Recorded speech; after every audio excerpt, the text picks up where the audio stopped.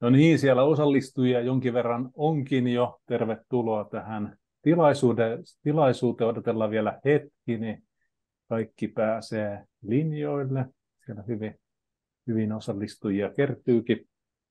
Kyllä paljon tuttuja nimiä. Tervehdys kaikille. Morjes vaan. Tervehdys kaikille. No niin, mutta voidaan aloitella, eli tervetuloa oikein paljon tähän tilaisuuteen. Ja tänään meillä onkin erityinen tapahtuma, eli tämän Datasta liiketoimintaa kirjan julkistamistilaisuus. Ja uunituore kirja on siis kyseessä, jota kylläkin jo löytyy tuolta kauppojen hyllyiltä, jos on vielä jäljellä. Ja meillä tässä tilaisuudessa on paikalla kirjan päähenkilöt, eli kirjailijat Ari Simula, Mika Aho ja Mika Laukkanen. Ja heistä tuossa vähän ajan päästä vielä enemmän. Ja mä oon Jaakko Mattila ja toimin tämän tilaisuuden moderaattorina. Muutama asia tässä vielä, kun aloitellaan. Eli siellä mukavasti kertyy porukkaa linjoille. Ja halutaan ehdottomasti myös kuulla teitä tämän tilaisuuden aikana. Eli tässä on mahdollisuus käyttää tätä Q&A-ominaisuutta tilaisuuden aikana kysymyksille, mitä herää tässä matkan varrella, ja sitten otetaan tuossa lopussa vastauksia näihin kysymyksiin. Tämä tilaisuus nauhoitetaan, eli nekin, jotka ei pääse nyt livenä paikalle, mutta on ilmoittautuneet mukaan, niin on sitten mahdollisuus kuulla jäljempänä kirjailijoiden ajatuksia ja esittelyjä tästä kirjan sisällöstä. Aikataulusta ja tämän tilaisuuden kulusta menee niin, että Ari Simula, eli yksi tästä kirjoittajista, sanoo seuraavaksi tervetulosanat, jonka jälkeen sitten kirjailijat raottavat hieman näitä kirjan digitaalisia kansia ja kertoo kirjan sisällöstä ja sitten työkaluista, mitä siellä kirjassa esitellään. Ja tämän jälkeen on tarkoitus laittaa kirjailijat hikoileen tämän perjantai-iltapäivän ratoksi tuossa paneelissa. Otetaan siellä mielenkiintoisia kysymyksiä. Ja älä sinäkään päästä sitten kavereita liian helpolla. Eli voi laittaa kysymyksiä tuohon Zoomin Q&A-osioon, ja sieltä niitä sitten poimitaan kysyttäväksi. Ja ei muuta kuin itse asiaan. Ojennan nyt mikrofonin Arille. Ole hyvä. Kiitoksia Jaakko, ja tervetuloa kaikille tähän julkistamiswebinaariin. Ja kuten Jaakko tuossa sanoi, niin kirja on ollut jo tosiaan hyllyillä jonkun aikaa, ja uskon, että teistä osa on ainakin sen jo lukenut. Ja saimme myöskin mielenkiintoisia kysymyksiä tähän kirjaan liittyen, joita myöskin käsitellään tässä tämän tilaisuuden lopuksi. Ja tämä kirja on ollut meille 3 tietokirjailijalle tämmöinen spesiaaliprojekti, ja kaikkeen, kun kirjoitetaan uusia asioita, liittyy tietynlainen intohimo tehdä jotain uutta ja myöskin osoittaa jotain. Ja meilläkin, kun me 3 kaverusta lähdettiin tätä rakentamaan, niin meillä oli tässä tietty ajatus, mitä kohden menemme ja olemme myöskin sen aika hyvin tässä kirjassa mielestäni saavuttaneet. Ja tästä voisin nyt ihan lämmittelyn mielessä kysellä vähän myöskin molempien Mikojen ajatuksia vähän tähän kirjoitusprosessiin. Eli ensiksi voisin aloittaa tästä Mika Laukkasesta. Kertoisitko sä meille, että miksi me ylipäätään kirjoitettiin tämä kirja? Joo, sehän oikeastaan lähti siitä ajatuksesta, siis vuosien varallahan puhuttiin, että voisi kirjoittaa datakirjan montakin kertaa, mutta se aina vaan niin siirtyi ja jäi tekemättä. Ja sitten jossakin vaiheessa, kun tehtiin dataprojekteja, niin huomattiin, että meillä on markkinoilla 2 kirjoja. Meillä on sellaisia yleisiä datakirjoja, jotka kertoo yleisesti, että mitä hyötyä datan hyödyntämisestä on ja niin edelleen. Ja sitten meillä on kovin teknisiä kirjoja, eli kuinka teet Pythonilla jotain tai tietomallinnat jotain. Mutta sitten itse asiassa sitä välistä puuttu sellainen kirja, joka niin kuin auttaa liiketoimintaa ja tavallaan niin kuin datatiimejä siinä, että kuinka pystyt viemään näitä dataideoita niin kuin ideoista aina projekteiksi ja hankkeeksi asti. Ja tämä oli tavallaan se idea, mitä lähdettiin kirjoittamaan, tätä puuttuvaa lenkkiä sinne väliin. Juuri näin, ja mahdollisimman käytännönläheisesti, että yritykset ja myöskin muut organisaatiot saisivat tästä sen maksimaalisen hyödyn. Mutta jos sä, Laukkanen, mietit vielä niin kuin tarkemmin tuota, mitä sanoit, ja mietit tätä tosiaan meidän kohderyhmää, niin minkälaiset yritykset erityisesti tästä hyötyisi niin kuin laajemminkin, jos tarkastellaan? No tietysti kirjailijana haluaisin sanoa, tai tietokirjailijana kaikki hyötyy lukiessaan tämän kirjan, mutta jos ollaan vähän spesifimpejä, niin ehkä en sanoisi lähteä sille niin kuin yritysten kautta, vaan roolien kautta. Ja kaikki sellaiset henkilöt, jotka on niin kuin liiketoimintavastuussa, datavastuussa, näiden datahankkeiden, tuotehankkeiden käynnistämistä, suunnittelusta, läpiviennistä, niin hyötyy kyllä tästä kirjasta. Ja sitten tietysti yksi oma ryhmänsä on konsultit, tämän alan konsultit. Eli jos ne haluaa saada työkalupakkinsa vähän uusia juttuja, niin täältä niitä saa. Juuri näin, ja hyvin monipuolisesti vielä kaiken lisäksi. Ja ehkä jos miettii tätä kirjaa kokonaisuutena, niin tämähän on tämmöinen mahdollistava opus, eli hyvin laajasti tosiaan eri rooleille, ja hyvin kiteytit kyllä tämän kokonaisuuden. Mitäs sitten, Aho, jos sun pitäisi kiteyttää tämän meidän kirjan ydinsanoma, niin miten sä muotoilisit tämän? Joo, kyllä tuohon reiluun 200 sivuun mahtuu aika paljon asiaa ja ajatuksia. Ja tietyllä tapaa se ydinsanoma on siinä kirjan otsikossa. Datasta liiketoimintaan 10 tehokasta työkalua. Ja Laukkanen tuossa aika hyvin sanoikin sitä, että me ei niin haluttu kirjoittaa kirjaa datasta niin teknisesti, eikä niin puhtaasti liiketoiminnan kehittämistä, vaan niin näiden välistä suhteesta. Eli miten sillä datalla niin voi kehittää ja tehostaa omaa toimintaa, tai joka parantaa asiakaskokemusta, tai toisessa ääripäässä niin luoda kokonaan uusia innovaatioita, bisnesmalleja. Mutta se ehkä niin vielä tärkeämpänä se, että miten näiden asioiden kanssa pääsee oikeasti konkreettisesti eteenpäin, ja sitten mitä muut yritykset ja organisaatiot Suomessa tehdään.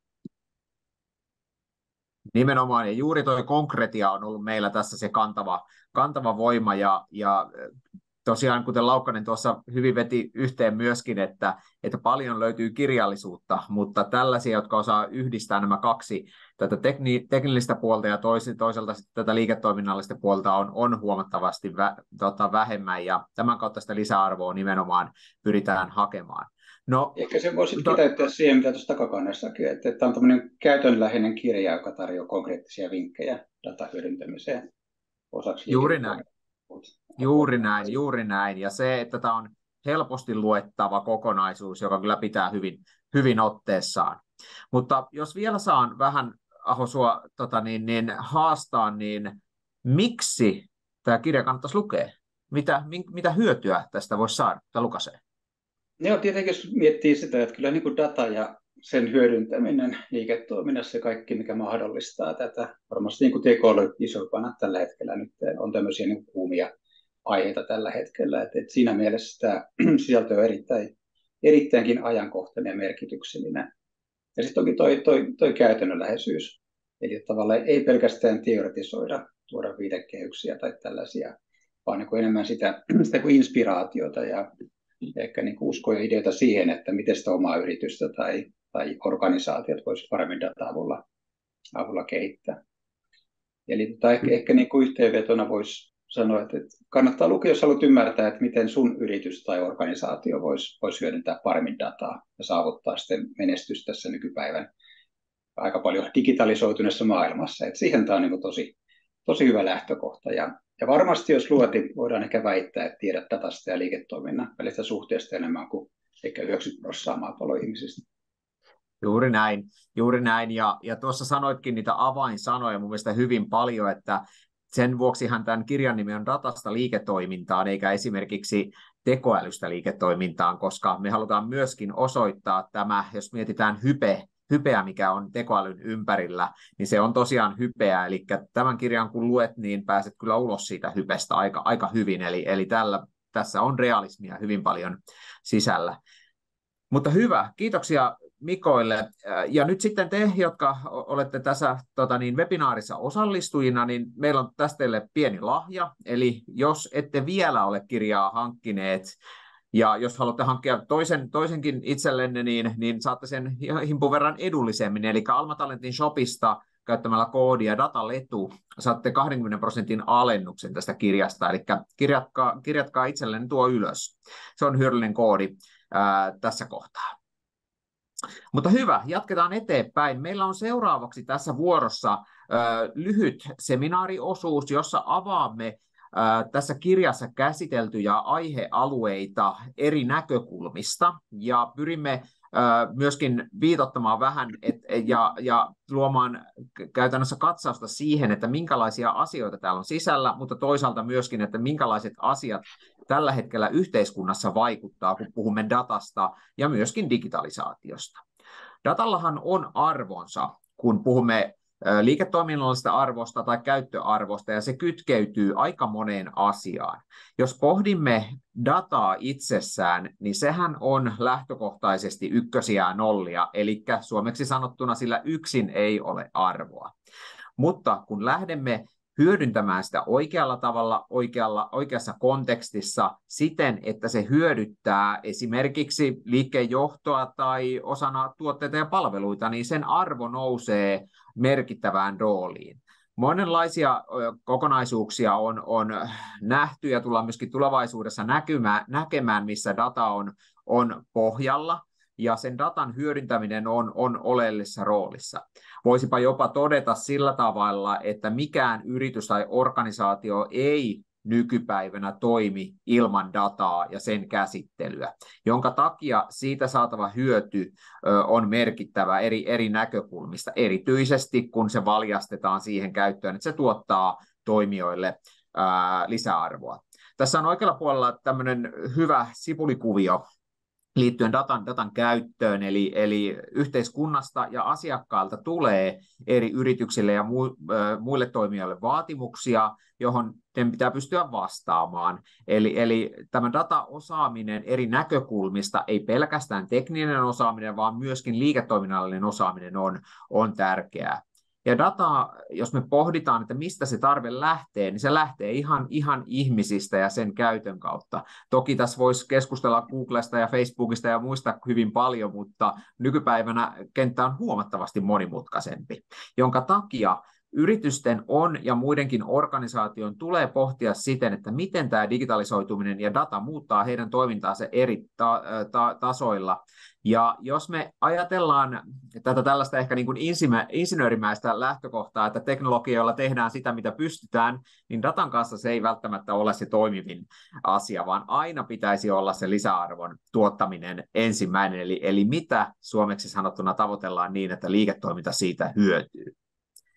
Ja jos me mietitään sitä sitten, että mitä voisi tapahtua, jos ei me mennäkään eteenpäin niin lähdetä kehittämään, niin tässä on yksi esimerkki siitä, eli puhutaan filmiteollisuudesta ja vuokraamisesta ehkä tarkemmin, eli tässä on Makunista tämmöinen ehkä vähän surkuhupainen esimerkki, että internetpalvelut eivät tosiaan ahdista videovuokraamoita, mutta kun puhutaan muutoksessa, transitiosta, niin siinä vaiheessa yleensä tapahtuu jotain. Eli Makuni lopulta hakeutui konkurssiin, joka tietysti heidän liiketoiminnalleen oli huono. Eli he jäivät junasta pahemman kerran, joka tarkoittaa taas heidän näkökulmastaan todella huonoa asiaa.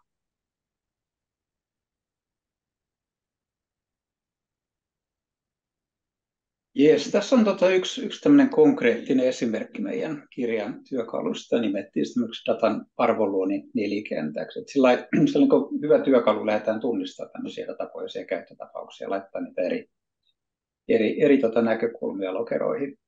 Ja sitten toki näihin lokeroihin sopii vähän erityyppiset lähestymistavat, että mennään vaikka tuon operaattisen tehokkuuteen, niin siellä usein odotetaan joku liiketoimintaprosessi, aletaan miettiä sitä kautta, että missä meillä on kipupisteitä ja missä data ja vaikka tekoäly voi sitä auttaa. Että tavallaan näkökulma siinä on pitkälle siinä, että miten voidaan vähentää kustannuksia ja säästää aikaa ja usein niin kuin korvata jotain manuaalisia työvaiheita ja näin poispäin. Ja sitten usein kun lähdetään miettimään missä sitä datasta olisi niin kuin hyötyä yrityksessä tai julkisorganisaatiossa, niin tämä on usein se kategoria, mihin on helppo keksiä niitä käyttötapauksia, ja usein tulee määrällisesti eniten. Sitten taas tuotteiden palvelun kehittämisen puolella se enemmän kiinnostaa se, että miten me tuodaan sitä dataa niin kuin osaksi sitä olemassa olevaa tuotetta tai palvelua, jota meillä tällä hetkellä on jo. Tai vaikka niin kuin toisinpäin, että miten sitä dataa voisi hyödyntää sen tuotekehityksen tukena. Ja taas asiakaskokemuksessa pitkälle, se voi olla yhtä lailla kuin työntekijä tai vaikka jotain kumppanikokemusta, että mietitään sitä asiakkaan sitouttamista paremmin ja pitää poistaa niitä ostamisen esteitä esimerkiksi ja ylipäänsä ymmärtää sitä asiakasta paremmin. Se nyt voi olla sitten käytännössä esimerkiksi verkkosivun personointia tai jotain tuotesuosittelua tai vaikka chatbottien hyödyntämistä asiakaspalvelussa. Sitten taas tämä neljäs on aika mielenkiintoinen kategoria kanssa, että tämmöinen kasvu ja innovaatio, että on se niin kuin tavallaan uusia tuotteita tai palveluita sitä data ympärille, tai se voi olla sitten vielä tämmöistä isompaa niin kuin rakenteellista liiketoiminnan uudistamista, että lähdetäänkin miettimään kokonaan uusia liiketoimintamalleja siihen dataan. Ja kirjassa me tosiaan, niin kuin, siellä on hyviä esimerkkejä, me avataan näitä lokeroita tarkemmin auki ja tuodaan myös niin kuin vinkkejä siihen, että minkälaiset lähestymistapat näihin kuukin lokeroon sopii. Ja voitaisiin oikeastaan katsoa seuraavaksi yhtä vähän tarkemmin.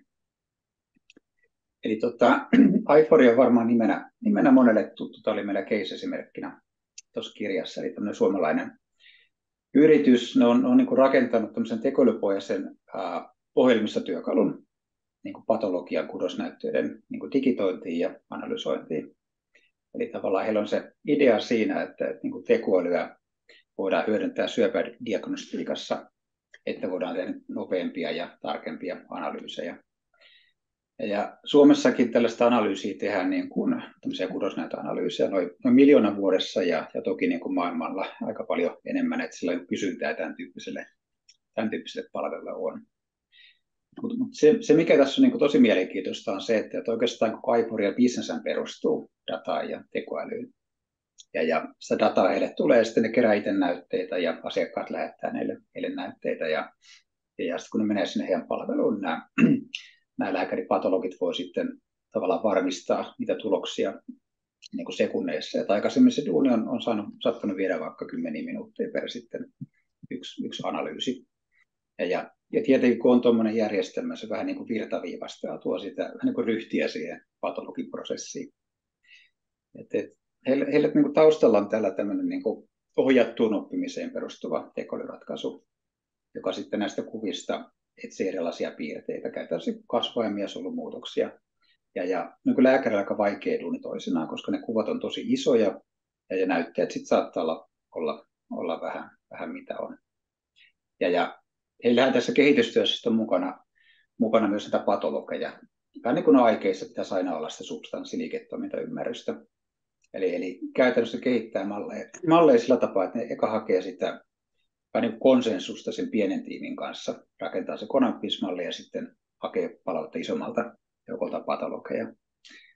Se on kuitenkin aika subjektiivista se, että miten sä luokittelet jotain syöpäkasvaimia. Onko se luokkaa 1-2 miljoonaa siirtyy sinne ja näin poispäin. Et sen takia se on tämmöinen toimintamalli. Ja patologit toki sitten voi antaa palautetta mallille. Ja ylipäänsä niin terveystoimiala on hyvin mielenkiintoinen, että Aiforiakaan ei voi rakentaa tämmöisiä niin itsenäisesti oppivia malleja, koska regulaatio. Eli tavallaan kaikki nämä Conampis-mallit, ne rakentaa, ne pitää lukita, versioida ja rekisteröidä, kun on koulutuksella datalla. Ja sitten pitää myös seurata sitä, että se mallin suorituskyky ei saa muuttua siinä. Että tosi mielenkiintoinen keissi, me avataan tämän kirjassa enemmän auki ja tavallaan myös heidän matkaa siitä palveluliiketoiminnasta siihen tuotebisnekseen.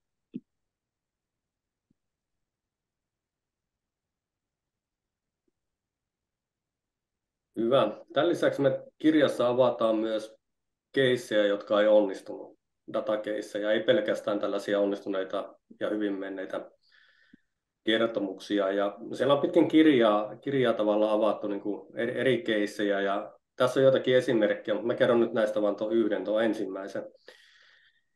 Tuossa oli kyseessä tekoälyprojekti ja ideana oli ennustaa vihannesten tukkuhintoja. Ja se perusidea oli siinä, että jos voidaan ennustaa vaikka Espanjan säätilojen perusteella, jos sanotaan vaikka, että Espanjassa on kylmä tai sillä sataa lunta, niin tulee huono sato, ja jolloin vihannesten hinnat nousee luonnollisesti, koska vihanneksia ei tule niin paljon markkinoille. Ja tässä oli sellainen niin kuin mahdollisuus, että jos sen pystyy ennustamaan, niin pystyy ostamaan näitä vihanneksia niin kuin futurihinnoilla. Eli pystyy tekemään tavallaan bisnestä sillä, että osaa ennakoida sen kasvukauden säitä vihannesten hintoihin.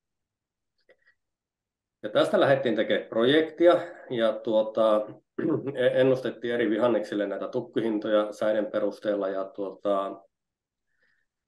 tulokset oli hyviä, lukuottamatta tomaatteja. Ja ihmeteltiin, että mikähän tässä on, kun tämä tomaattien ennusteet tai näissä ei ole niin kuin yhtään mitään. Eli tehtiin mitä tahansa, muutettiin malleja, otettiin dataa. Mikä säätila ei näytä vaikuttavan tomaattien hintoihin. Ja sitä jonkun aikaa käytiin läpi sitä juttua, kunnes paikalle tuli liiketoiminnan asiantuntija, joka sanoi tietävänsä, mistä se asia johtuu, ja meistä oltiin vähän ihmeessä, että miten se voi sen tietää, kun se ei olisi projektissa mukana. Mutta sitten sanoi, että ne kasvaa kasvihuoneessa. Ja no, se selitti aika paljon asiasta, että miksi ei ennustanut. Ja tämä oli hyvä esimerkki siitä, että näissä dataprojekteissakin tarvitaan se liiketoiminnan asiantuntemus. Monesti tarvitaan myös sen loppupaan käyttäjäasiantuntemusta, että päästään niin kuin maaliin saakka. Et jos katsot vain dataa ja järjestelmiä, niin jotain relevanttia voi jäädä näkemättä.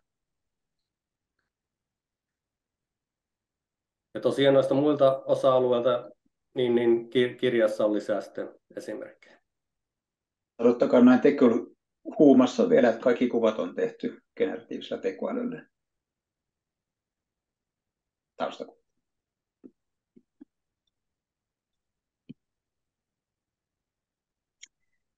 Hyvä.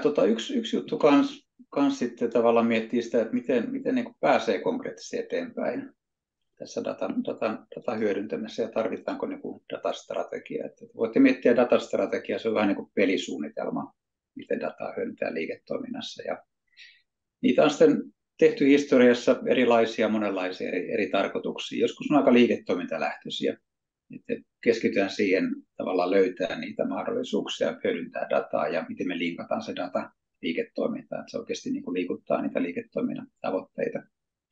Sitten on taas semmoisiakin datastrategioita, että tehdään ikään kuin puhtaisen kyvykkyyksien kehittämisen näkökulmasta. Kyvykkyydet on näitä kuin ihmisiä ja datahallinnan prosesseja ja tietenkin sitä dataa itsessään ja kaikkia hallintamallia, koordinaation ympärillä ja teknologiaa. Tavallaan mikä mahdollistaa, jonka avulla sitten viedään asioita eteenpäin. Mutta aika usein nämä datastrategioita on tätä väliltä, mitä tämä oikeanpuoleinen kuva tässä koittaa selittää vähän niin kuin läpivientiä tai viitekehyksenä. Eli miten sieltä niin kuin liiketoiminnan visiosta ja tavoitteiden kautta ensin me löytään sellaisia arvoalueita, joissa datasta olisi eniten hyötyä sitten niihin perustuen ideoita eri mahdollisuuksista ja lopuksi miettiä näitä kyvykkyyksiä ja toki sitä kuilua, että mikä se meidän nykyinen osaaminen ja mitkä nämä nykyiset tietopääomat on ja arkkitehtuuri ja tällaiset asiat, miten pitäisi lähteä kehittämään, että nämä mahdollistuu tulevaisuudessa. Näissä niin syntyy se tiekartta ja toimintasuunnitelma, mitä pitäisi tehdä. Ja toki sitten nämä pitää saada jotenkin arkeen nämä asiat. Että se ei riitä, että se jää sinne PowerPoint-harjoitukseksi. Eli siitä alkaa se varsinainen toimeenpano. Että se niin kuin usein vaatii sitten jonkinlaisen oikean henkilön puskenta asioita eteenpäin. Jolla on riittävästi mandaattia ja haluaa tehdä tämmöistä aika isoa muutosjohtamistyötä siinä organisaatiossa.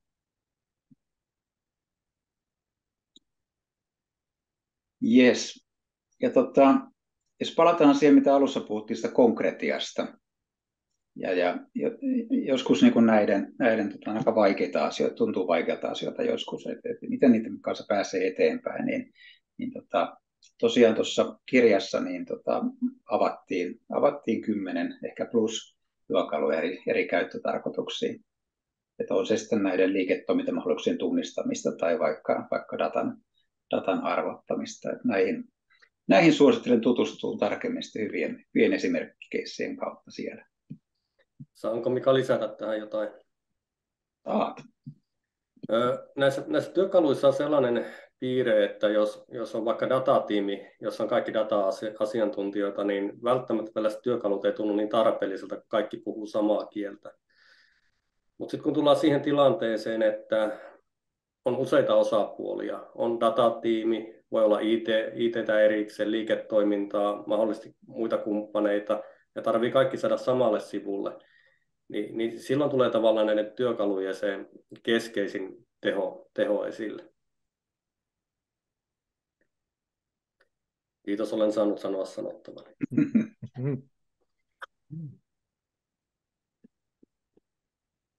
Hieno homma. Nyt saatiin pieni kurkistus tuonne kirjan sisältöön ja työkaluihin. Niitä tosiaan nimenmukaisesti löytyy 10 kappaletta sieltä.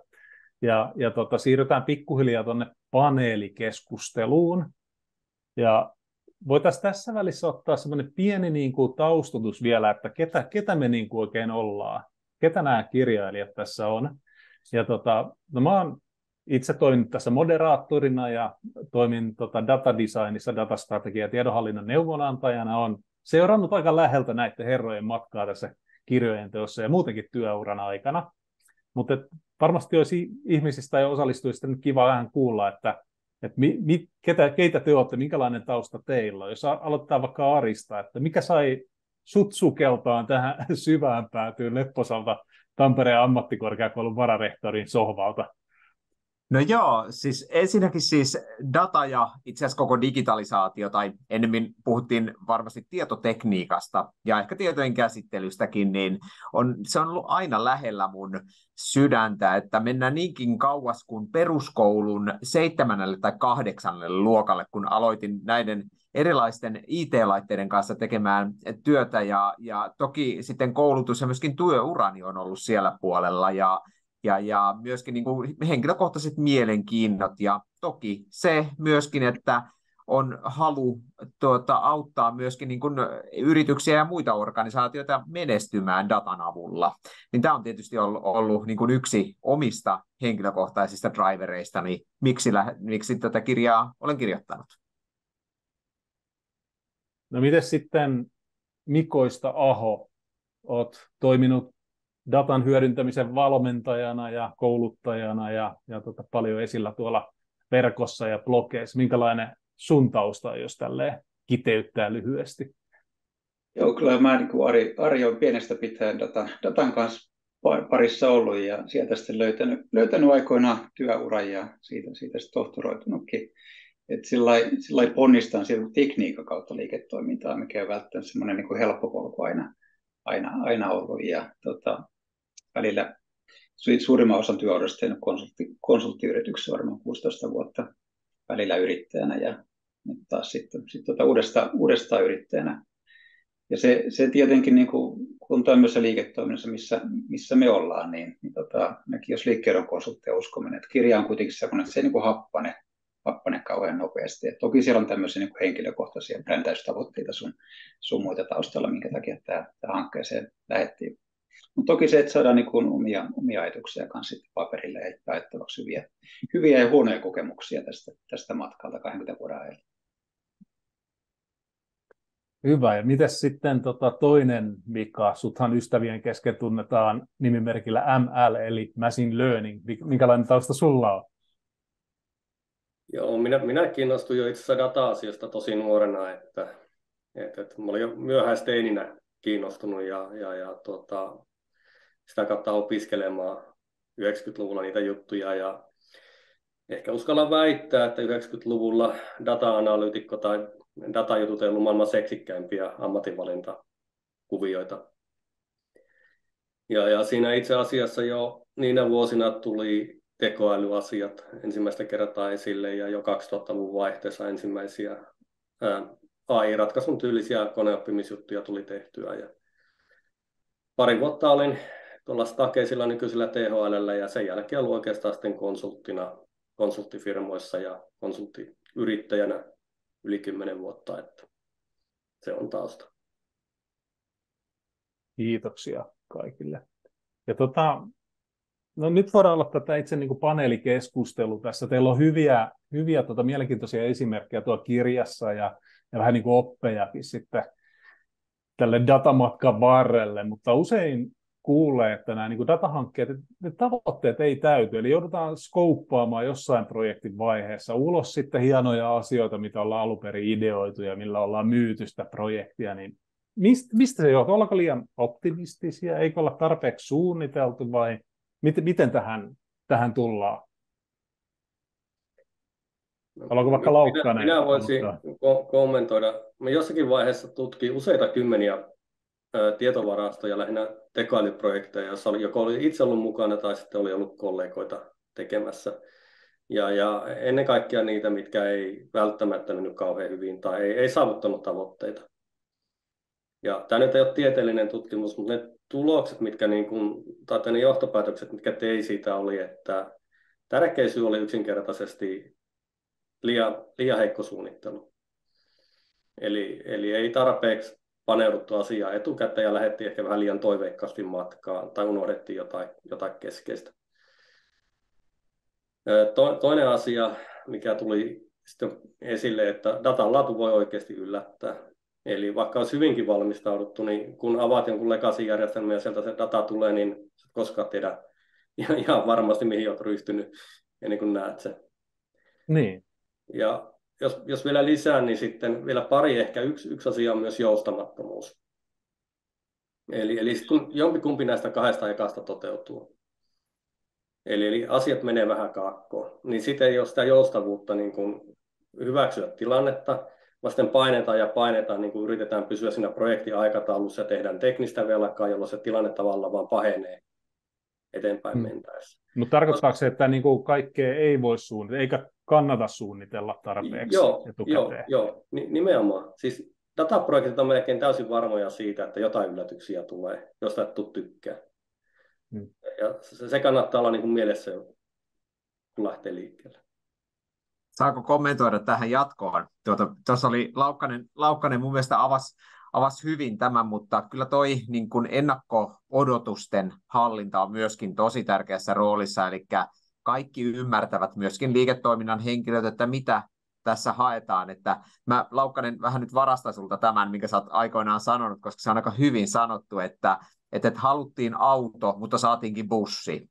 Eli tämä tavallaan niin kuin ajatustapa, ajatusmalli, mikä niin kuin on siitä lopullisesta datatuotteesta, voi olla hyvin erilainen eri henkilöillä, jotka ovat mukana siinä organisaatiossa. Eli ennakkoluulojen hallinta nimenomaan tavoite mielessä on todella tärkeässä roolissa. Varmaan sekin, että on kuitenkin projekteja usein. Meillä on se alkaa, se päättyy, sillä on budjettiresut ja näin poispäin. Ja sitten varsinkin noissa tekoälyprojekteissa näkee hyvin, että se nälkä kasvaa siinä matkalla aika paljon, että halutaan uutta toiminnallisuutta, vähän parempaa ennustetarkkuutta ja näin. Ja sitten jostain pitää joustaa, mennään siihen, mitä Laukkanen äsken sanoi. Pitää löytää sitä joustoa, mutta toisaalta myös se projektipäällikön rooli on siinä hyvin merkityksellinen. Mutta eikö se ole vähän niinkin, että jos ei niitä odotuksia luoda ja vähän rakenneta pikku pilvilinnaa sinne, niin ei sitä rahaa kattua, että millä se projekti aloitetaan. Että miten tätä tasapainottaa? Hyvä kysymys.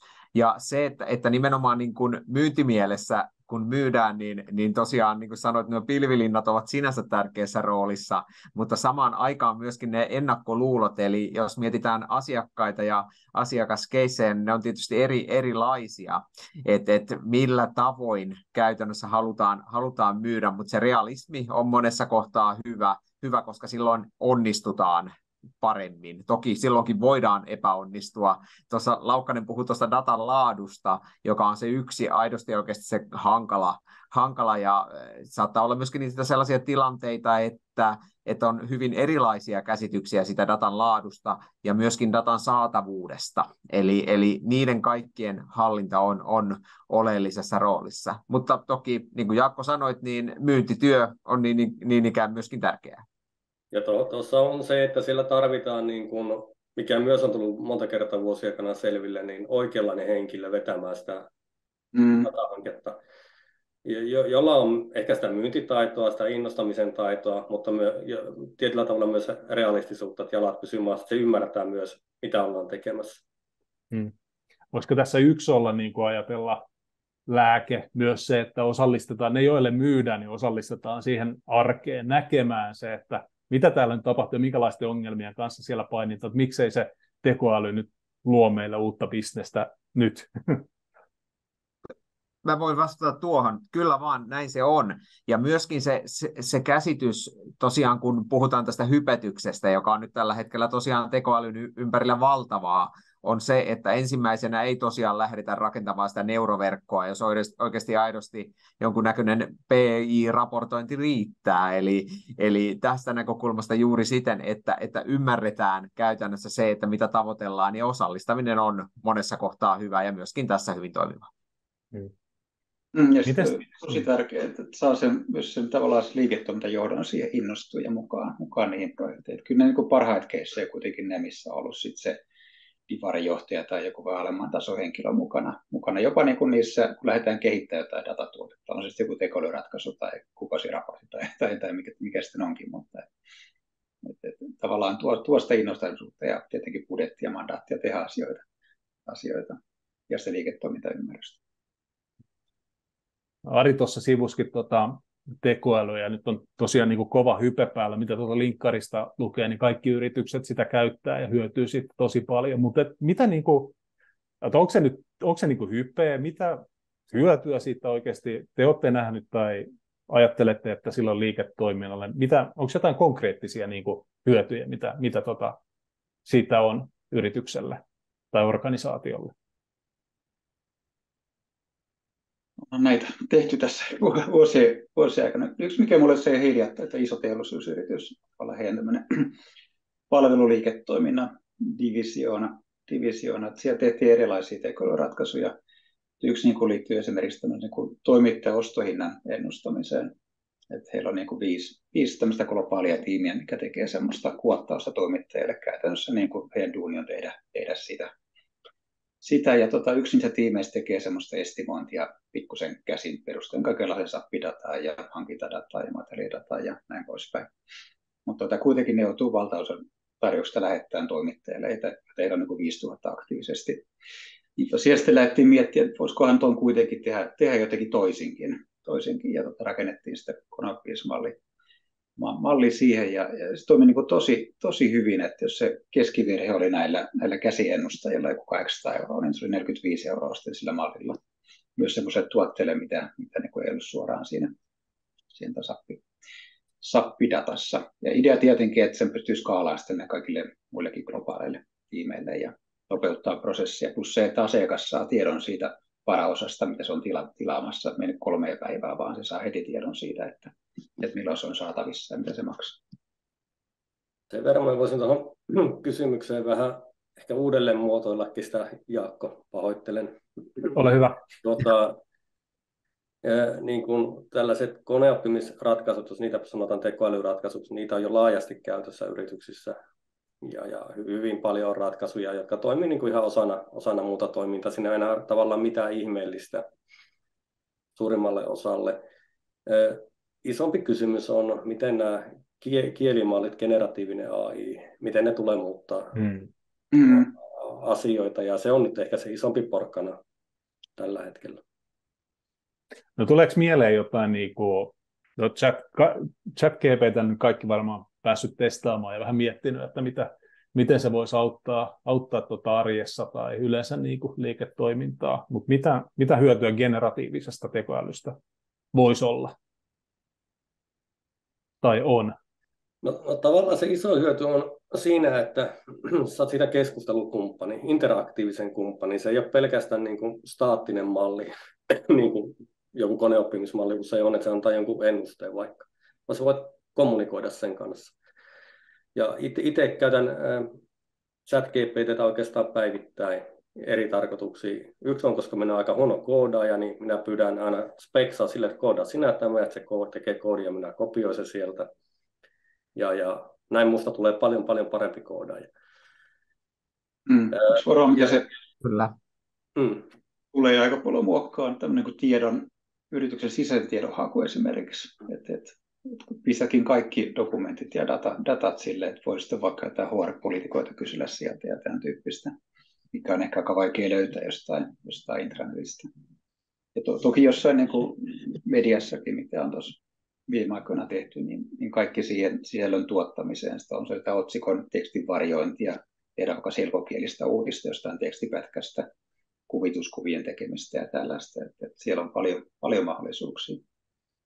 Kyllä, ja mä voisin myös tähän lisätä myöskin yhden vielä kentän, eli jos me ajatellaan valmistavaa teollisuutta, niin generatiivistahan tekoälyä voidaan käyttää jo kappale niin kuin suunnitteluun. Eli kaikki nämä tällaiset käytännössä niin kuin toimintatavat, jotka nopeuttaa, ei ne tule ikinä suunnittelijaa sinänsä korvaamaan tai tekijää, niin kuin toi Laukkanen tuossa hyvin mun mielestä muotoili, eli se on tehokas työkalu monessa kohtaa, ja haluan painottaa sitä sanaa työkalu, koska siinä kuitenkin tarvitaan sitä ihmistä joka tapauksessa, että sitä saadaan oikeasti aidosti mitä ikinä tavoitellaankin, ja kyllähän sitä voidaan käyttää todennäköisesti tulevaisuudessa enemmissä määrin, kun puhutaan digitaalisista kaksosista esimerkiksi, tehdassuunnitteluun ja muuhun vastaavaan myöskin, eli löydetään niitä optimaalisia ratkaisuja ja näin varmasti tänäkin päivänä jo on hyvin mahdollista, eli paljon on siis mahdollisuuksia eri sektoreilla, ja tämä generatiivinen AI on tällä hetkellä se kuuma peruna, että kuka sitä vetää niin sanotusti pisimmän korren. Ja kyllähän tässä nämä isot toimijat, jos mietitään Googlea ja Microsoftia ja muita vastaavia, niin pyrkivät löytää ja ottamaan sen oman roolinsa siinä, koska näkevät, että siinä sitä tulevaisuutta on. Eli tukevana ja toisaalta sitten myöskin ihan itse tuotteena näen siinä kyllä mahdollisuuksia. Koska se ajatellaan, että vähän niin kuin työkalut on nyt olemassa, nyt pitäisi ideoida ja miettiä, että mikä meitä niin kuin hyödyttää parhaiten. Miten se ei sitten, ajattele ihan niin kuin kirjan nimeä, puhutaan datasta liiketoimintaa. Miten se sopii julkiseen sektoriin? Mun tietääkseni julkkaripuolella nyt ei hirveästi liiketoimintaa yleensä tehdä. Joo, mä voin ottaa tästä kopin.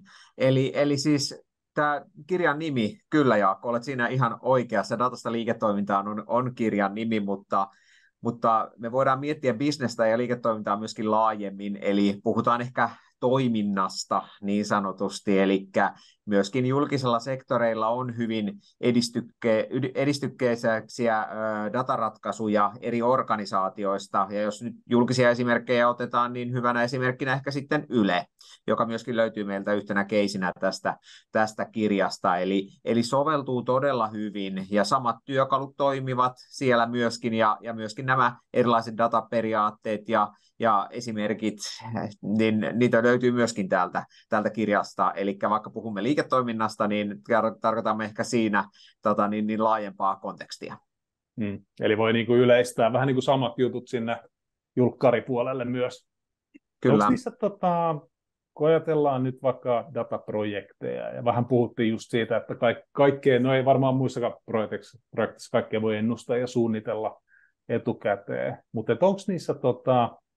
onko niissä eroa sitten, niin kuin, tehdäänkö sitä yksityiselle puolelle sitä dataprojektia vai julkkaripuolelle, vai onko ne ihan samanlaisia? Mikä teidän kokemus on siihen? Aika paljon siitä tarkastelutasosta riippuu, että varmaan niin monella tapaa paljon samanlaista ja toisaalta juuri yhtään mitään. Tämä niin projektitasolla on dataprojekteja siellä, missä muutkin, mutta jos niin miettii sitä, että miksi sitä lähdetään tekemään, niin kyllähän yksityisellä puolella usein se on se niin liiketoiminnan tehokkuus. Me halutaan tehdä lisää rahaa tai innovoida jotain uutta taas niin julkkarissa usein sitten, että niin ollaan kansalaisten palveluilla ympärillä ja jotain yhteiskunnallisia ongelmia, tällaisia mitä halutaan ratkoa. Ja kyllähän yksi on tietenkin tämä päätöksenteko ja tavallaan sen nopeus tai hitaus. Että tuossa yksi keskusvirasto, minkä mä tein duunia, niin se oli yksi tämmöinen tekoälyprojekti. Niin siihen tietosuojavaikutusten arviointi ja kilpailutuksen niin 1,5 vuotta. Ja se varsinainen kehitystyö tämän päälle kesti ehkä 0,5 vuotta, että saa sen koko järjestelmän käymään ja kukkua. Että kyllä sellainen kuin yksityisellä puolellakin nopein päästään liikkeelle.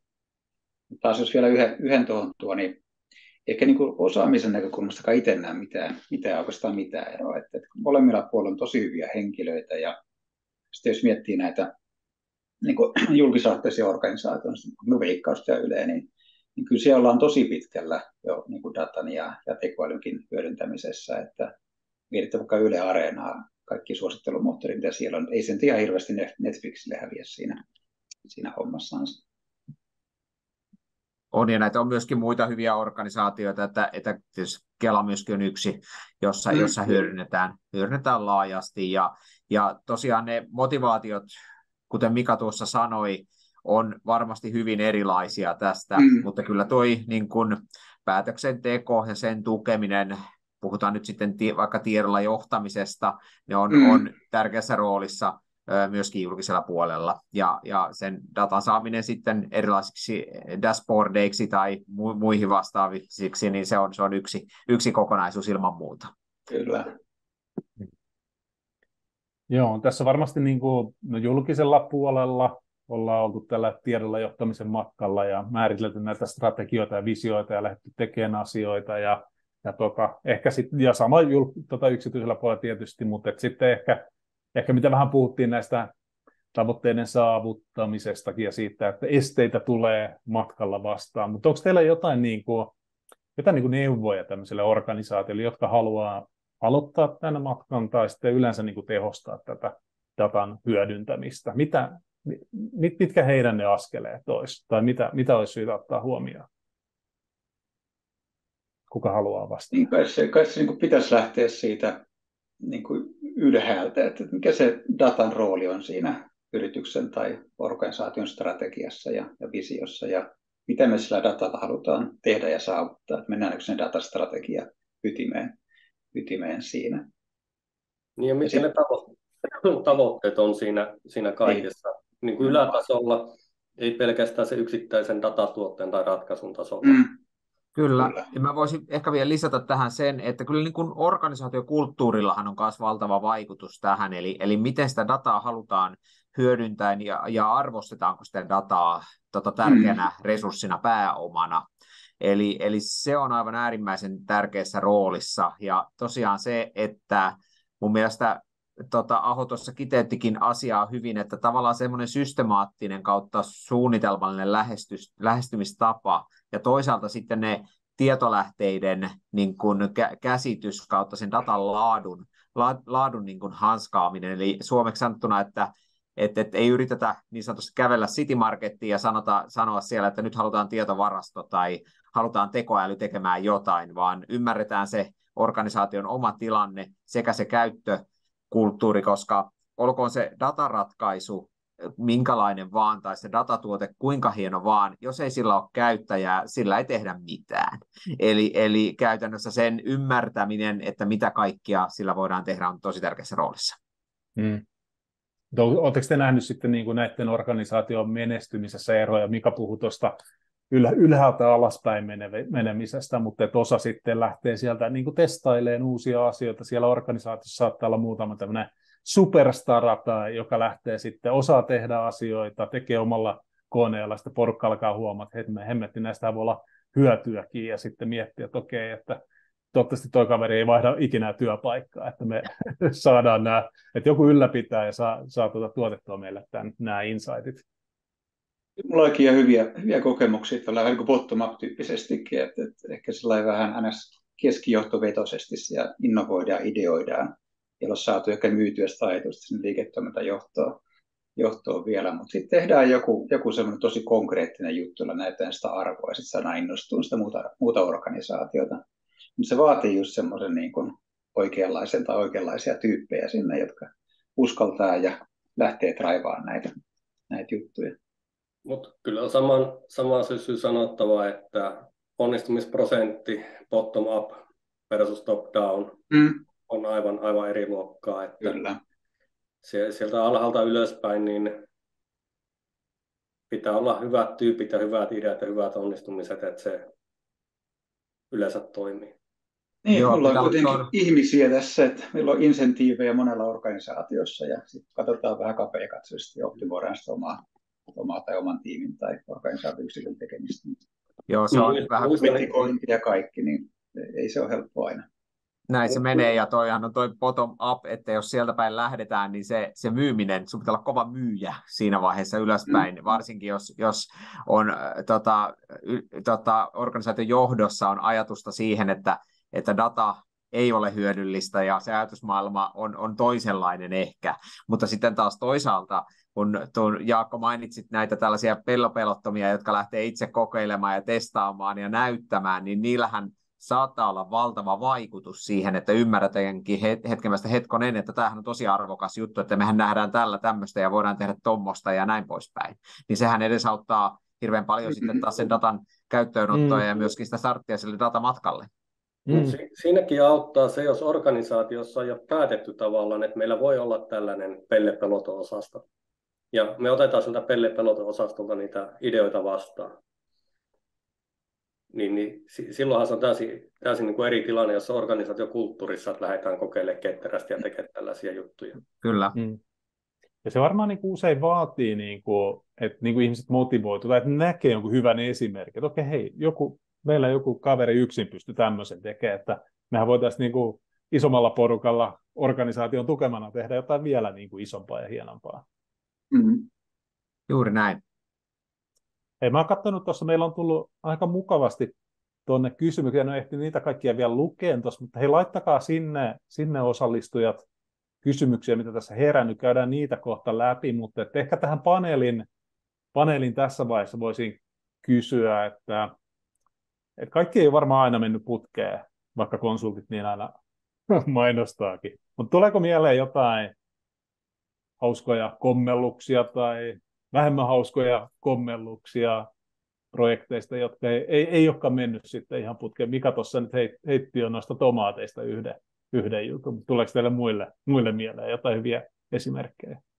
No ehkä mä voin sanoa tähän alkuun tällaisen, niin kuin, joka oli itse asiassa katastrofin ainekset oli siinä ehkä ilmassa myöskin. Eli tuli erään organisaation identiteettihallinnan tietokanta tyhjennettyä hienoilla droppikomennoilla, mutta onneksi backupit sitten löytyi siitä vuosia, mutta se oli semmoinen, joka vähän aiheutti tykkytystä. Nyt voi jo tunnustaa.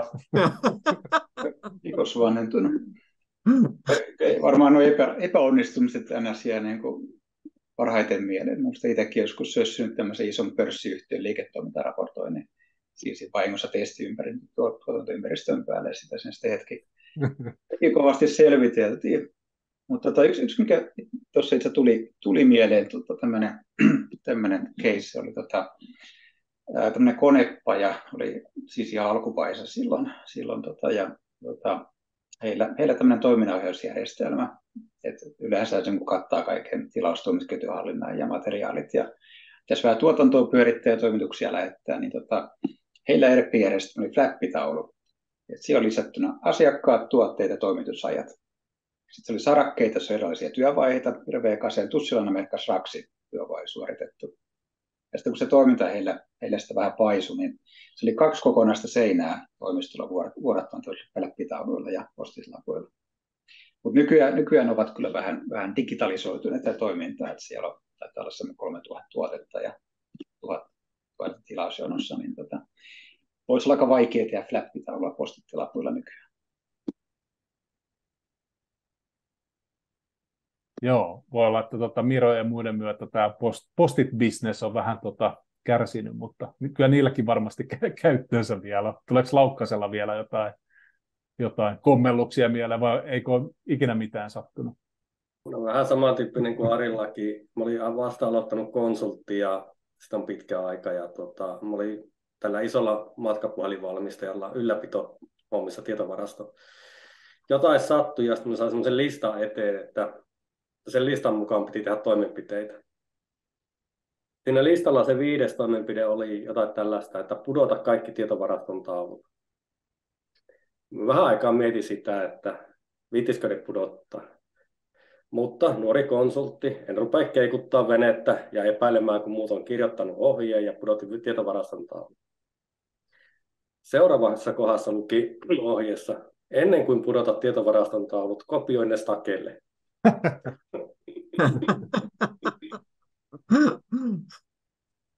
Siinä niin sanotusti konsultti, joka oli alkanut, niin se meni filminohana silmien edessä. Joo. Tulee hyviä siinä kirjassakin se yksi keissi, vaikka tehtiin asiakaspoistumamalli, otettiin käyttöön, niin asiakaspoistuma kasvoi sen jälkeen. Joo, se ei ole itse asiassa harvinaista.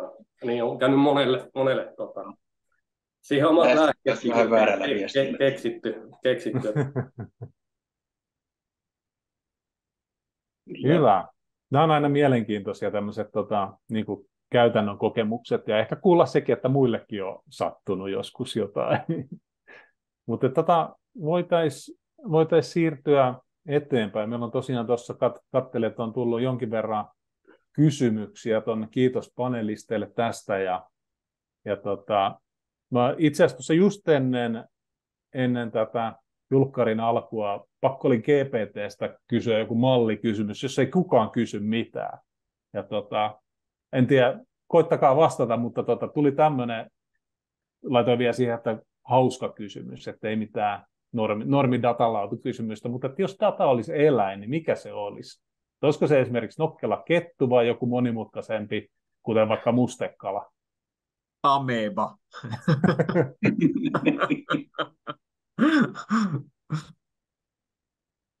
Mites muilla?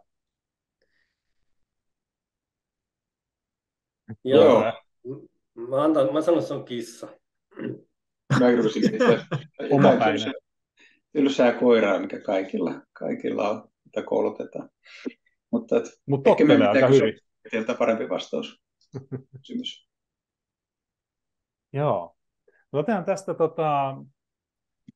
tästä meidän osallistujilta kysymyksiä. Tuossa tuli puhuttiin näistä kokeiluista ja näistä superstaroista, tai kysymyksessä puhutaan propellipäistä, että näiden identifiointi, esille nostaminen, juhliminen näistä saavutuksista, miten tämmöistä, varmaan ajaa takaa tämmöistä vähän niin kuin kokeilukulttuuria organisaatiossa, miten tämmöistä, onko jotain hyviä käytäntöjä tai muuta, mitä voisi organisaatiossa käyttää? Kyllä. Jossain yrityksissä ja organisaatiolla, minusta Veikkauksella, niin tämmöisiä koetetaan tunnistaa tämmöisiä muutosagentteja, jotka ymmärtää riittävästi liiketoimintaa ja tavallaan teknologian mahdollisuuksia, tämmöisiä datalähettiläitä. Ja sitten siellä verkostoituu organisaatioissa, tuo näitä keinoja esiin ja vie tätä ilosanomaa eteenpäin ja tavallaan se siltaa se IT- ja liiketoiminnan välissä koittaa pienentää. Et se on tuo yksi semmoinen, mihin on törmännyt ainakin itse. On, ja sitten tietysti yhden käytännön haluan sanoa, joka liittyy sitten, kun otetaan datatuotteita käyttöön organisaatiossa, niin tietysti aina onnistumisia kuuluu jo juhlia. Se on niin kuin hieno asia. Tuossa olikin tuossa kysymyksessä sitä. Ja toinen on sitten aina se, että kun löytyy niitä hyviä käytänteitä, että miten ollaan toimittu onnistuneesti, niin niiden nostatus on ihan hyvä ja tärkeä asia, koska sillä tavalla sitten myös muutkin oppivat. Kaikki tämmöiset hackathonit esimerkiksi on niin kuin ihan hyvä keino sitten mennä jonkin ongelman ympärillä jollain tiimeillä ja ratkoa sitä. Ja itse olen nähnyt ihan sitä, että on mahdollisuus tulla esittelemään sitä ideaa niin kuin jollekin relevantille porukalle yrityksen sisällä, että järjestetään ihan mahdollisuus siihen. Ja sitten yhdessä isossa yrityksessä ainakin niin on tämmöinen, en nyt muista miksi sitä sanoo, mutta semmoinen idealaatikko tavallaan. Eli jos teette jotain tai ideoitte jotain, niin siellä on ihan oma porukka, joka katsoo niiden perään ja sitä kautta sitten voi saada niin kuin rahoitusta ja budjettia ja kaikkea sille. Sen ei tarvitse olla vielä tehty, se voi olla ihan vasta ideatasolla. Saako tässä vaiheessa, mä joudun valitettavasti itse tässä kohtaa poistumaan, kiitän kaikkia mukana olleita, mutta jatkakaa te muut vielä vastaamista noihin kysymyksiin. Siellä on mielenkiintoisia kysymyksiä vielä jonossa. Hyvä, kiitos Ari. Otetaan tästä jo kysymyksiä. Tässä oli kysymys, vähän puhuttiin tuosta tekoälystä ja generatiivisesta tekoälystä, koneoppimisesta, mutta mitkä on yleisimmät harhakäsitykset, joita asiakkailla on data- ja tekoälyn suhteen? Tuleeko jotain mieleen tämmöistä, mikä toistuu usein? No ainakin niin kun tullaan tekoälyyn, niin suuri harhakäsitys mun mielestä on, että aina tarvitaan dataa hirveän paljon. usein tarvitaan paljon dataa, mutta ei se mikään niin kuin sääntö ole. Se riippuu, minkälainen ongelma on, mitä olla ratkaisemassa, miten paljon datassa on informaatiosisältöä. Joskus tosi pieni määrä dataa voi riittää aivan hyvin. Sitten vähän ehkä tekoäly kuin se, että miten se työ jakaantuu. Ehkä se harhaluulo on, että se juttu on se koneoppimismalli, mikä menee se valtaosa ajasta, mutta se on se kaikki muu oikeastaan siinä ympärillä. Se datan kerääminen ja puljaaminen ja kaikki prosessit siinä ja nämä. Se on loppupeleissä aika pieni juttu tehdä sitä mallia. Joo. Mikäs me alkuperäinen kysymys oli? Harhakäsitykset data- ja tekoälyn suhteen. No kyllä varmaan se datan suhteen monta kertaa on, että se datan laatu on parempaa kuin mitä se onkaan. Joo, kieltämättä. Jos näin konsulttina menee johonkin organisaatioon ja aloitetaan uutta dataprojektia ja siellä vakuutetaan, että meidän datalaatu on varmasti kunnossa ja oikeastaan siihen ei ole taustaksi mitään muuta kuin jonkun sana, niin silloin jo tietää, että nyt todennäköisesti on haasteita tiedossa. Mutta mistä se huono datalaatu johtuu? Onko se vanhat järjestelmät vai eikö kaikki haluaisi käyttää hyvälaatuista dataa? Miksi ei sitä ole? Et kyllä se, niin sitä, jos tavallaan ihminen syöttää sitä dataa, siitä se lähtee liikkeelle. Että se niin lähdejärjestelmä mahdollistaa vaikka sen, että sä voit syöttää sen ylipäänsä väärin sinne. Ja sitten tulee näkyvyys, kun tehdään tietovarastoja ja analytiikkaratkaisuja ja raportointia siihen päälle. Se on yksi. Ja toinen on tietysti se, että järjestelmiä tehdään järjestelmä kerrallaan, tai historiassa ainakin tehty, jolloin ei välttämättä paljon annettu painoarvoa sille, miten järjestelmien välillä integroidaan tietoa ja pidetään yhdenmukaisena se, missä on masterdata ja niin poispäin. Että arkkitehtuuri on yksi osa-alue siinä kyllä. Tavallaan hyvin tulee näkyvyksi siinä, kun sitä dataa luodaan tietollisissa siiloissa. Ne voi olla jotain niin kuin myyntiä, markkinointia tai tietojärjestelmäsiiloja, mitä sitten onkaan, mutta kuitenkin kun sitä halutaan käyttää sillä yli prosessien tai toimintojen, niin sitten tulee näitä haasteita tyypillisesti. Että se datahallintakin saattaa olla niin eri tasolla näissä eri organisaatioissa. Ja sitten HR tekee hommia sen takia, että ne saa HR-raportteja. Ei ne tarvitse siihen niin kuin markkinoiden dataa välttämättä, mutta joku muu sitten voi tarvita yhdistää jopa näitä lähteitä. Miten sitten, kun tuossa näytitte vähän niitä työkaluja tuossa alkupuolella, ja varmaan niin kuin haluttaisiin niitä alhaalla roikkuvia hedelmiä sieltä tunnistaa, että mistä niin kuin saataisiin ehkä niin kuin tämmöisiä nopeita hyötyjä liiketoiminnalle, niin tuleeko jotain mieleen, mistä kannattaa aloittaa tai miten niitä tunnistaa? Niin, sekin on vaan sitten, miten sitä haluaa lähestyä, että meneekö siellä tavallaan strategian näkökulmasta, että eka miettii ylipäänsä, että missä sitä arvoa pitäisi tuottaa. Usein kun tuollaiseen lähdetään tuollaiseen harjoitukseen, niin siellä on joku muutostilanne, murrostilanne. Se yksi esimerkki, yksi mediayhtiö, että siellä on iso tavoite, että puolet liikevaihdossa pitäisi tuoda digistä tietyllä aikavälillä. Tulee vähän vähemmän, että miten me ohjataan sitä yritystä siihen suuntaan. Ja sitten lähdetään miettimään niitä keissejä. Toivottavasti löydetään niitä alalla roikkuvia hedelmiä siitä, jos meillä niin on olemassa se data ja teknologia ja osaaminen jo ratkaista se ongelma. En tiedä, mistä se johtuu, mutta universumi vaikuttaa järjestäneen asiaan sillä tavalla, että nämä alhaalla roikkuvat hedelmät yleensä on myös niitä alhaisimman arvohedelmiä, että ei aina, mutta usein. Niin, miten? Eikö voisi kuvitella, että jos olet vastuussa tämmöisestä digihankkeesta, niin eikö ne olisi järkevin poimia pelkästään niitä, jotka lojuu siinä maassa helposti poimittavina, niin tulee koko ajan niitä onnistumisia ja odotukset täyttyy ja tavoitteet täyttyy. Miksi kurkotella sinne ylemmäs puuhun? Kyllähän se niin tuommoisen iso organisaatio, kun näitä portfolioita miettii, niin kyllä se pitäisi niin jakaa semmoiseen niin tietynlaisiin koreihin.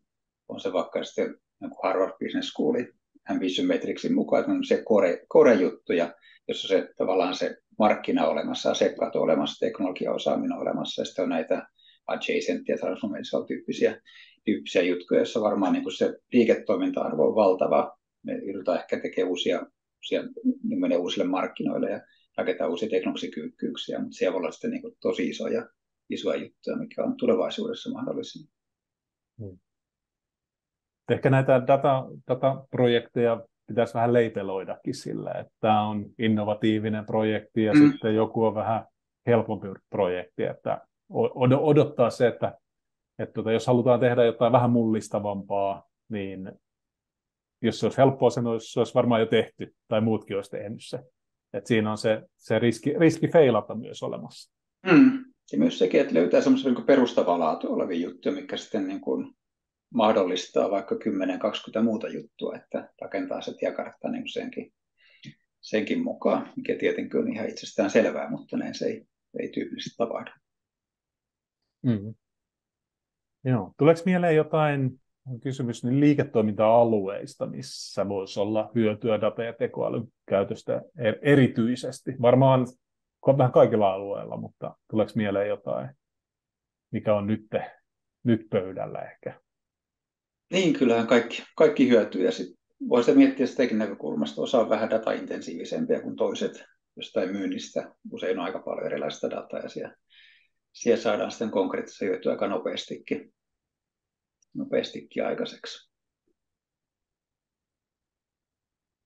Mutta se on taas, miten me halutaan, mikä se tarkoitus, mitä me halutaan tehdä, että halutaanko optimoida tämän tilastoimisketjun hallintaa vaikka, ja sitten tarvitaan aika paljon erilaista datasettiä siihen eri osastoilta. Kyllä. Joo. Sitten tuossa kun puhuttiin alkupuolella myös niistä pilvilinnoista, niin milloin kannattaa ottaa konsultti rakentaa niitä pilvilinnoja? Vai kannattaako ottaa? Tietysti on vähän järkeä. Tätä asiaa voisi lähestyä niin, että missä tilanteessa konsultti pääsee rakentamaan pilvilinnoja. Ja itse väittäisin, että konsultti pääsee rakentamaan pilvilinnoja silloin, kun asiakkaalla ei ole itsellään riittävän paljon ymmärrystä asiasta.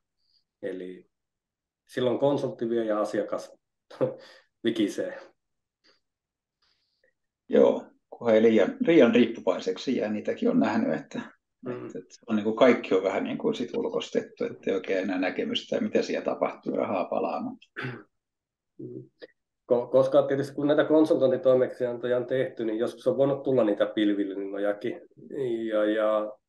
Mutta se varmaan niin osasyy niihin sitten on, että jotenkin päästä tarpeeksi konkreettiselle tasolle niissä asioissa.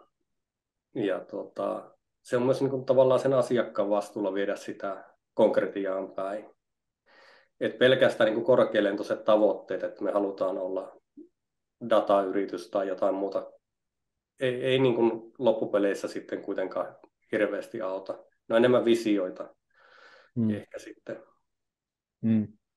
Miten tämmöistä ajattelin just näitä sinne konkretiaan, niin puhutaan näistä datan ja tekoälyn käyttötapauksista.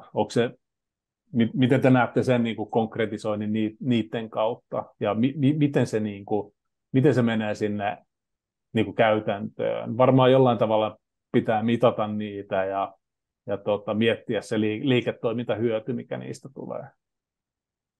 Onko ne se keino? Joo, no kuten tuossa kirjassa tulee esille niitä työkaluja, ja tässä meillä keskeinen työkalu on tämä datatutekanvaasi.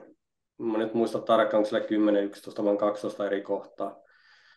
Ja me täytetään niitä orjallisesti niin kuin lentäjä katsoo checklistia lähdössä ja laskussa, niin me käytetään sitä, jolloin me pyritään niin kuin huomioimaan nämä eri näkökulmat.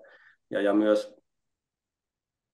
myös siihen, että ei rakennella pilvilinnoja. Eli jos jotkut ideat ei lennä, niin sitten ne ei lennä ilman jotain lisätoimenpiteitä. Ja sitten kyllähän on noitakin saa niin kuin mitattavaksi. Että jos meillä nyt vaikka jotain asiakaskokemusta halutaan parantaa personoinnilla, niin joku OKR-mallin mukaan voisi miettiä siinä niitä tavallaan kiireen suhteja, että me joka personoidaan tietty prosentti jostain markkinointitoimenpiteistä tai joku tavoite, että lisätään asiakastyytyväisyyttä vaikka 10% sen persoonan avulla. Että tavallaan tehdään näistä asioista kun mitattavia, sitten vähän voimme seuratakin. Joo, tuossa olikin yksi kyssäri, oli vielä noihin tavoitteisiin ja mittareihin, niin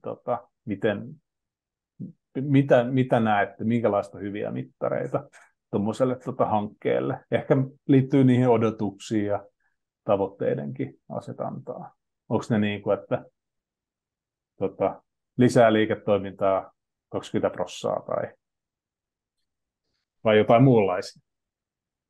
Niin se on tosiaan aika vaikea sitä kvantifioida sitä arvoa, kun tämä business case koittaa laskea, että se saattaa tulla tuollaisella niin kuin epäsuorasti ja pitkällä aikavälillä. Että ei sillä ole mitenkään helppo, mutta toki aina niitä olisi hyvä miettiä, että tuoksi lisää tuottoja tai säästää kustannuksia tai tällä tavalla. Tai sitten tuommoisia niin use case-tyyppisiä niin OKR-mallin mukaisia mittareita vaikka. Voidaanko sitä seurata, että toimiiko tämä ollenkaan? Niin, ja on tärkeää huomata, että läheskään kaikki esimerkiksi tekoälyratkaisut ei pyri niin kuin siihen, että esimerkiksi liiketoiminnan jotkut luvut paranee. Ne voi esimerkiksi liittyä työturvallisuuden parantumiseen, asiakastyytyväisyyden parantamiseen, regulaation täyttämiseen. Mm-hmm. Mittarit voi olla aivan niin kuin toisenlaisia kuin mihin on niin kuin perinteisesti investointilaskelmassa totuttu. Mm-hmm. Hyvä. Miten te näette, että nämä niin kuin nykyiseen dataan liittyvät työkalut vastaa liiketoiminnan tarpeisiin? Mitä tuo yrityksissä tai muissa organisaatioissa näkyy? Onko jotain, mitä puuttuu vaikka? No, henkilökohtaisesti minä en ainakaan toivo enää lisää työkaluja. Joo, näkee niitä lakareita, missä on niin 300 Työkaluja on ihan riittävästi. Siis ei ainakaan mun mielestä siitä ei jää asiat kiinni. Niin kun jos miettii, niin kun on ollut pitkään alalla, mikä on muuttunut, niin on erityisesti muuttunut työkalut. Ne on tullut koko ajan paremmaksi ja kehittyneemmäksi. Se, mikä ei ole muuttunut paljon, ihmisten kyky analysoida dataa, viedä projekteja läpi, tehdä näitä hankkeita. Eli jos saisi itse päättää, niin enemmän pistäisin panoksia sille laadulliselle puolelle kuin näihin työkaluihin. Joo, tuo on se arkkitehtuurikin tässä muuttunut vuosien aikana. Joskus mä teinkin semmoisen kuvan, että oli tämmöinen perusdata-arkkitehtuuri. Sulla oli siellä tietovarasto ja semmoinen integraatiokomponentti ja sitten joku raportointiväline, mutta kun se piirsi sitten uudestaan nykyteknologialla, se oli yhtäkkiä 20-30 tämmöistä palikkaa, jotka keskustelee keskenään. Että tavallaan toi on muuttunut aika paljon, mitä tuo konepeillä tapahtuu. Toki liittyy siihen, että meillä on niin paljon erästä tietolähdettäkin olemassa, että se ei ole enää sitä tavallaan niin taulukkumuotoista dataa, mitä meillä on vaikka jossain toiminnanohjausjärjestelmässä tai asiakkuudenhallintajärjestelmässä, vaan kaikenlaista jottidataa ja ei-rakenteellista dataa. Ja niin kuin kaikkea tällaista uutta tullut tähän paljon ympärille. Eli ehkä niin kuin paino myös menee niin kuin sinne tiedonhallinnalle ja siihen, niin kuin, että on se ymmärrys siitä tiedosta, ja jos ajatellaan, että tehdään useampaa dataprojektia yhtä aikaa, niin siinä ehkä jonkinlaista koordinointia tai tällaista governancea on niin kuin syytä olla, että ei tehdä samoja juttuja tai ei tehdä kymmentä integraatioa samaa operatiiviseen järjestelmään ja mallinneta dataa johonkin kohdejärjestelmiin samalla tavalla. Jaakko, jos saa vielä lisätä tuohon äsken, niin sen verran työkalussa toki toivon, että tällaiset niin kuin ChatGPT:n kaltaiset jutut yleistyy niin kuin eri osa-alueilla. Et miettikää, jos vaikka teidän yrityksen kaikki dokumentit olisi jonkunlaisessa niin kuin ChatGPT:n kaltaisessa ratkaisussa, ja sä voisit vaan kysellä sieltä, että millaisia tarjouksia me on tehty tälle alueelle, tai tässä on perustelut, tee mulle tarjous näillä parametreilla, ja se osaisi katsoa kaikki 1000 tarjoukset, mitä teillä on tehty. Ja sen perusteella tehdä tarjouksen ruuvun vaikka.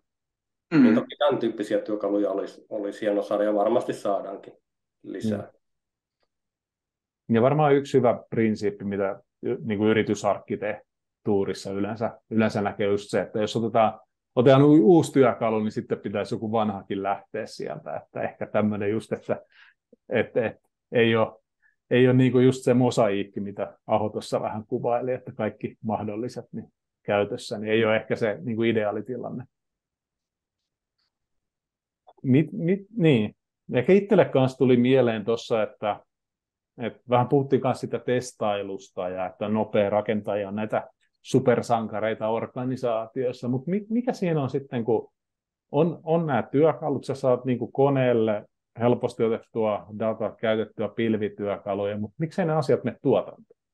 Miksi ne jää siihen, tai helposti jää siihen, että meillä on hieno testi tai pokki tai joku tämmöinen ja näyttää hyvältä, mutta sitten se ei niin kuin jalkaudu tai siitä ei saada semmoista niin kuin helposti käytettävää sovellusta. Siltä varmaan puuttuu asiakas.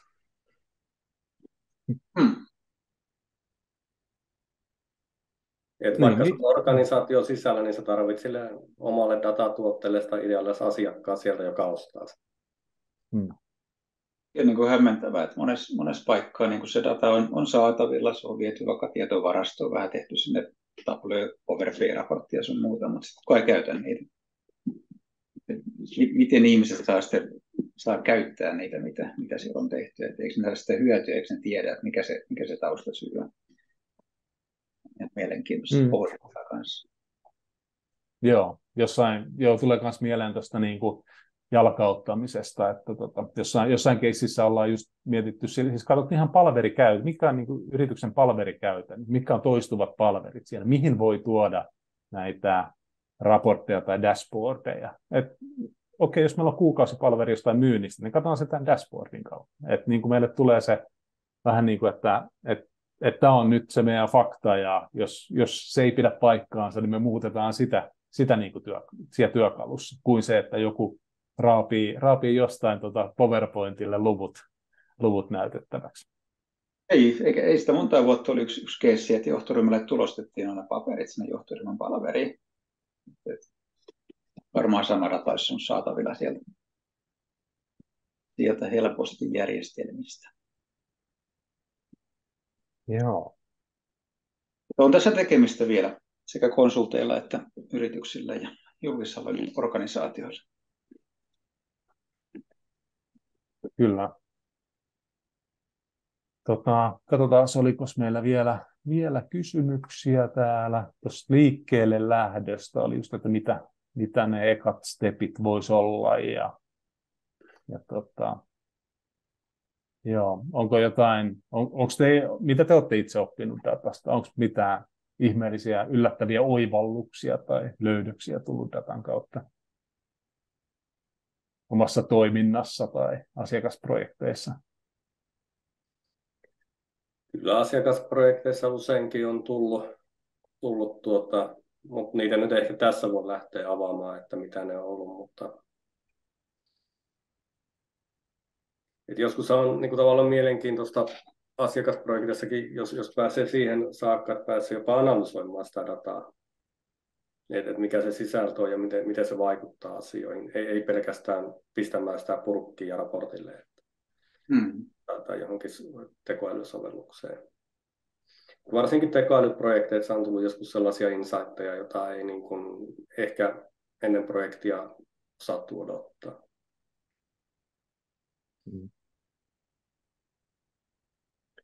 Mites vielä tuosta puhuttiin myös sitten tavoitteiden asetannasta ja että löydetään tai tullaan sieltä ylhäältä alaspäin ja löydetään linjat, arvoalueet, että missä voitaisiin sitä arvoa liiketoiminnalle tuottaa, mutta siihen tarvitaan yleensä ymmärrystä sieltä liiketoiminnasta eritoten, mutta toki sitä ymmärrystä sieltä datasta ja teknologiasta, miten niin kuin saattaa ihmiset yhteen, tai että saadaan se niin kuin käsitys luotua yhteisesti.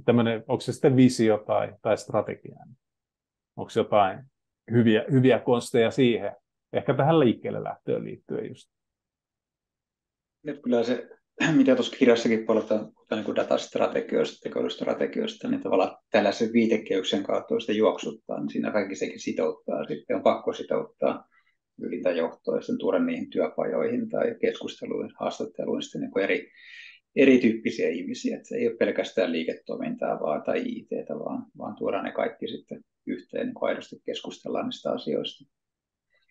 Ja sitten moni on tuossa sanonut niin matka-aikana, että kun tehdään jotain datastrategiaa vaikka, että on niin kuin ensimmäinen kerta, kun me aidosti keskustellaan yli organisaatiorajojen näistä asioista, että se on myös aika hämmentävää toisinaan ollut. Ja sitten on tietenkin niin kuin, on tällaisia kaikenlaisia datatekoälykiihdyttämöitä, tavallaan, joiden kautta pääsee helposti siihen tavallaan tekemiseen, että siellä usein koulutetaan vähän aihealueesta, ja sitten ehkä toinen osa tehdään jotain harjoituksia niin kuin ohjatusti, että tavallaan jos aluksi ei ole ideoita tai on paljon ideoita, saadaan niitä sitten kai supistettua, lopulta meillä on joku kuningasidea tehdä ehkä vaikka pokki siitä, niin näiden asioiden kanssa pääsee myös hyvin eteenpäin. Joo, ja kirjassahan on tosiaan, puhutaan työkaluista, niin siellä on valmiita työkaluja, mitä voi lähteä soveltamaan ja pääsee ehkä niin kuin fasilitoimaan sitä omankin niin kuin organisaation matkaa sitten tuossa data- ja tekoälyssä. Nyt rehellisesti, käytättekö itse samoja työkaluja, omia työkalujanne omassa työssä? No, nämä työkalut on pitkälti varmaan niin kuin kopioitu liikkeenjohdon konsulttien työkaluista itse asiassa ja sovellettu datapuolelle niitä. Ja ollaan käytetty pitkään niitä, käytetään koko ajan ja ilman niitä ja niiden käyttöä tuskin myös sitä kirjaakaan kirjoitettu. Pätkäs yhteistyössä en kuulu kysymystä, mutta Niin se kuuluu, että käytetäänkö me niitä työkaluja itse meidän. Niin. Joo, kyllä. Päivittäin. Joo. Päivittäin. Tuollainen on niin kuin, jostain jonkun ideota aina on, mitä tuossa on sovellettu ja kehitetty ja yhdistetty. Ja meillä on varmaan vuoden päästä taas vähän erilaisia työkaluja. Ja näitä viedään sitten eteenpäin. Toki maailmakin muuttuu tässä matkalla. Joo, sehän niissä ehkä työkaluissa on hyvä huomata, että vaikka siellä niin kirjassakin on niitä esimerkkejä, ja tuossa oli esimerkkejä tässä esityksessä aiemmin. Mutta eri ongelmaan tarvitaan erilaisia juttuja, jolloin tarvitsee vähän niin kuin käyttää mielikuvitusta ja miettiä, että mikä tässä on X- ja Y-akseli tai jotain muuta, jos ne nimetään uudelleen. Se on spesifi ongelman mukaan. Jolloin periaatteessa kuka tahansa voi niin kuin itse kehittää omia kehikkojaan ja työkaluja. Just näin. Kyllä. Mä luulen, että me tuossa kaikki kysymykset enemmän tai vähemmän käytiin läpi. Tässä on tosiaan mahdollisuus, että jotain jäi vielä askarruttamaan, ja tuosta löytyy sitten yhteystietoja kirjailijoihin, Ari ja molemmat Mikat siinä, ja tosiaan kampanjakoodilla Dataletu saa sitten 20% alennuksen tuosta kirjasta tuolla Alma Talent Shopissa. Haluatko kirjailijat tähän loppuun sanoa vielä jotkut loppusanat? Ei muuta kuin kiitokset. Meillä oli tuossa yllättävän paljon ihmisiä linjoilla. Ette päässyt itse ääneen, mutta saatiin tosi hyviä kysymyksiä tuolla. Ja tosiaan, jos jotain askarruttaa, niin ei muuta kuin viestiä perään. Yes. Kiitokset munkin puolesta ja mukavaa viikonloppua kaikille. Kiitoksia paljon ja mukavat viikonloput. Moi moi. Yes, moro.